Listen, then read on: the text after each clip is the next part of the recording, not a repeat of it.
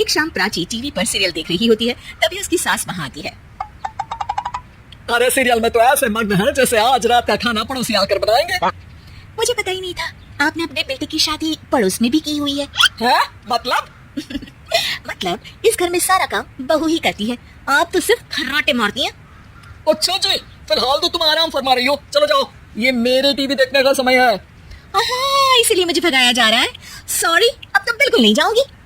प्राची की इस बात पर दोनों सास बहू के बीच टीवी रिमोट के पीछे बच्चों जैसे छीना झपटी शुरू हो जाती है, जिसके बीच श्लोक भी काम से घर वापस आ जाता है। आज मेरी चूहे बिल्ली की जोड़ी किस बात पर झगड़ रही है? अरे तेरी बीवी मुझे टीवी नहीं देखने दे रही। अरे तुम्हारी मम्मी मुझे खाना बनाने के लिए फोर्स कर रही है। अरे वाह, ऐसे बेतुके रीजन पर तो बच्चे भी झगड़ा नहीं करते। अरे मुझे कुछ मत बोल, सब इसने ये शुरू किया है। हाँ, जैसे आप तो बहुत दूध की धूली है ना। अरे बस दोनों चुप, प्राची जाओ खाने की तैयारी करो, और माँ तू छोड़ो, तुम्हें क्या बोलूं, शांति से अपना सीरियल देखो, मुझे दोबारा लड़ने की आवाज सुनाई नहीं देनी चाहिए। ऐसा बोलकर श्लोक वहां से चला जाता है, जिसके पीछे पीछे प्राची भी कुछ न कुछ बड़बड़ाते हुए रसोई में चली जाती है। हाँ, सासू जी को तो कुछ बोलेंगे ही नहीं, बस मुझ पर ही हुक्म चलता है, खाना बनाओ, जैसे मैं इनके घर में खाना बनाने के लिए आई हूँ। इसी तरह शाम बीतती है और रात को श्लोक और प्राची की सास खाना खाकर सोने चले जाते हैं, लेकिन प्राची गुस्से में कुछ खाए बिना काम में ही लगी रहती है। इस घर में किसी को घंटा फिक्र नहीं पड़ता, मैं खाऊं या भूखी रहूं। प्राची कुछ देर के लिए रसोई से बाहर जाती है और जैसे ही वापस आती है तो वहां दूध का भरा ग्लास देखकर हैरान रह जाती है। फिक्र पूरी है, बस दिखाना नहीं है। प्राची दूध पीकर सोने चली जाती है और अगली सुबह एक बार फिर सास बहू का कार्टून नेटवर्क स्टार्ट हो जाता है। ये तुमने ही किया है। अरे अजीब जबरदस्ती है, मैं बोल रही हूँ मैंने कुछ नहीं किया। दोनों ने मिलकर पूरे घर को पागल खाना बनाया हुआ है। यहाँ कोई नॉर्मल इंसान तो रह ही नहीं सकता, इसीलिए अब पड़ोसी क्या रिश्तेदार भी घर आने से कतराते हैं। अरे सुन बेटे, तू भी चंगा, तेरी माँ भी चंगी, तेरी बीवी भी चंगी, रिश्तेदार। हाँ जी, आपको नहीं पता क्या, गंगाधर ही शक्तिमान है, रिश्तेदार ही। हाँ बस समझ गया।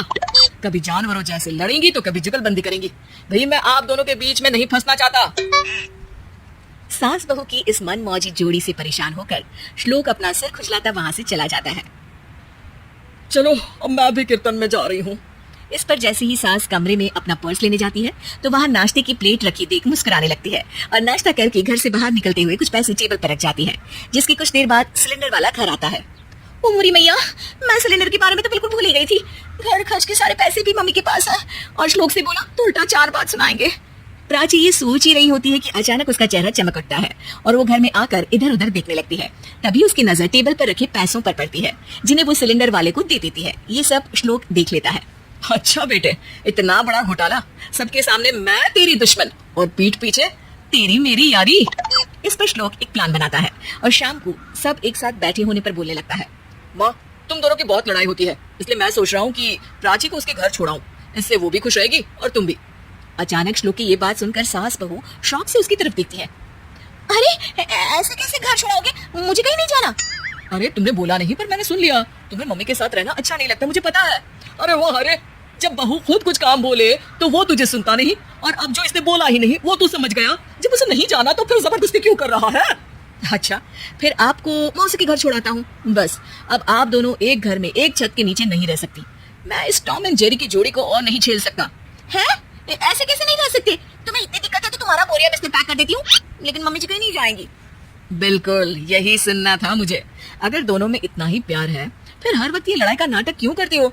देखा मैंने कैसे माँ किचन में दूध रखती है और तुम उनके लिए कमरे में नाश्ता रखती हो, और कैसे वो पहले ही तुम्हारी दिक्कत समझकर घर में पैसे रखकर बाहर जाती है।